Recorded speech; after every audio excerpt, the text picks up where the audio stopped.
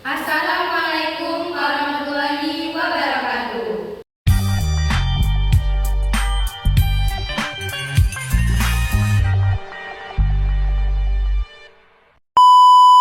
Kita dari kelompok 12 akan mempresentasikan tentang fungsi kuadrat dan persamaan kuadrat. Saya Maharani Putri Britania, absen 18. Saya Amina Nurganti, absen 8. Saya Nimir Tuti, absen 3. Selamat menyaksikan. Subscribe to my channel. Saya Maharani Putri Britania, absen 18, akan menjelaskan pengertian tentang fungsi kuadrat dan persamaan kuadrat dan menjelaskan akar-akar dalam menyelesaikan persamaan kuadrat dengan dilakukan 3 cara. Yang pertama ada fungsi kuadrat. Fungsi kuadrat yaitu suatu persamaan variabel yang mempunyai pangkat tertinggi 2. Tidak boleh lebih dari 2. Fungsi ini berkaitan dengan persamaan kuadrat. Yang kedua ada persamaan kuadrat. Persamaan kuadrat yaitu persamaan polinom berderajat 2. Akar-akar persamaan kuadrat ax pangkat 2 ditambah bx tambah c sama dengan 0 merupakan nilai variabel x, sehingga persamaan kuadrat bernilai benar. Rumus fungsi kuadrat yaitu f x dalam kurung sama dengan ax pangkat 2 ditambah bx ditambah c. Sedangkan rumus persamaan kuadrat ax pangkat 2 ditambah bx ditambah c sama dengan 0. Perbedaan rumus kedua ini yaitu fx-nya.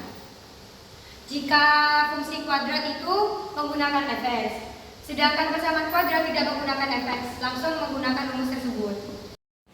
Yang kedua, ada akar-akar dalam menyelesaikan persamaan kuadrat dengan dilakukan 3 cara.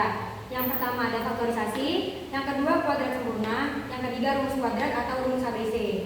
Yang pertama faktorisasi, pemfaktoran yang mencari nilai yang jika dikalikan 2 akan menghasilkan nilai lain. Yang kedua ada kuadrat sempurna, bentuk persamaan yang mencari nilai rasional dengan rumus x tambah p akar 2 sama dengan x pangkat 2 ditambah 2 px tambah p pangkat 2. Yang ketiga ada rumus kuadrat atau rumus ABC dengan rumus x 1 kali 2 sama dengan min b plus minus akar kuadrat b pangkat 2 min 4ac per 2a. B pangkat 2 min 4ac yaitu bentuk diskriminan.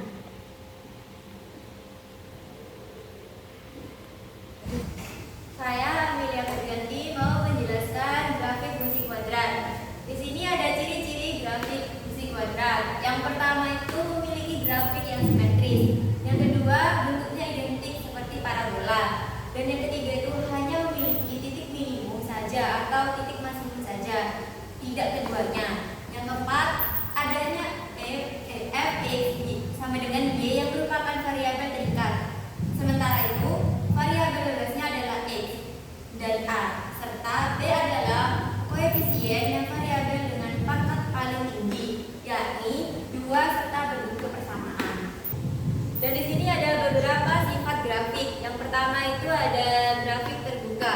Nah, grafik terbuka itu sifatnya ditentukan oleh nilai f yang berfungsi untuk menentukan hasil ke arah bawah ataupun atas. Yang kedua itu ada titik puncak. Titik puncak adalah titik tertinggi atau terendah pada grafik fungsi kuadrat. Jadi rumusnya ini xb sama dengan min b per 2a dan yb sama dengan min b per 4a. Terus yang ketiga itu ada sumbu simetri. Sumbu simetri ini adalah garis lurus yang membagi bangun datar menjadi 2 bagian. Terus ada titik potong Y, titik yang akan memotong sumbu X, dan ada titik potong X, nilai X dari titik tempat garis memotong sumbu X. Ini ada contoh grafik fungsi kuadrat. Nah, ini yang grafik terbuka, ini grafik terbuka ke bawah dan yang ini ke atas. Di sini ada sumbu simetrinya dan ada titik puncaknya.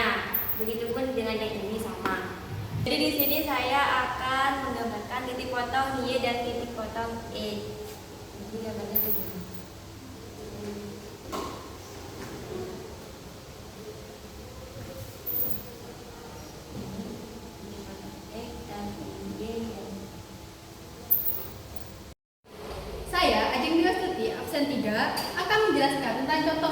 dari persamaan kuadrat dan juga fungsi kuadrat. Yang pertama, saya akan menjelaskan tentang persamaan kuadrat. Contoh soalnya, jika x1 dan x2 adalah akar-akar dari persamaan kuadrat 2x kuadrat dikurangi 5x tambah 2 sama dengan 0, maka nilai dari x1 dikali x2 adalah A0, B1, C2, D-1. Kita tidak perlu menggunakan rumus-rumus yang sulit. Kita menggunakan rumus-rumus yang cepat dan mudah. Tetapi kita harus menentukan A sebagai koefisien dari x pangkat 2 dan C sebagai konstanta. A itu x sama dengan x kuadrat sama dengan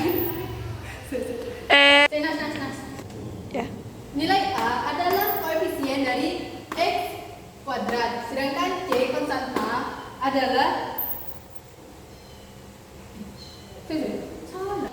nilai A atau koefisien itu didapatkan dari x kuadrat. X kuadrat di sini depannya itu ada 2. Jadi kita tuliskan saja 2. Lalu B ini 5x. Jadi kita tulis 5. Sedangkan C konstanta ini ada 2. Jadi kita tulis 2. Lalu rumusnya yaitu x1 dikali x2 sama dengan C dibagi A. x1 dikali x2 sama dengan 2 dikali 2 dibagi 2 sama dengan 1. Jadi hasil dari perhitungan ini yaitu 1 yang B. Jika kita mendapatkan soal seperti ini, maka kita harus menentukan rumusnya terlebih dahulu.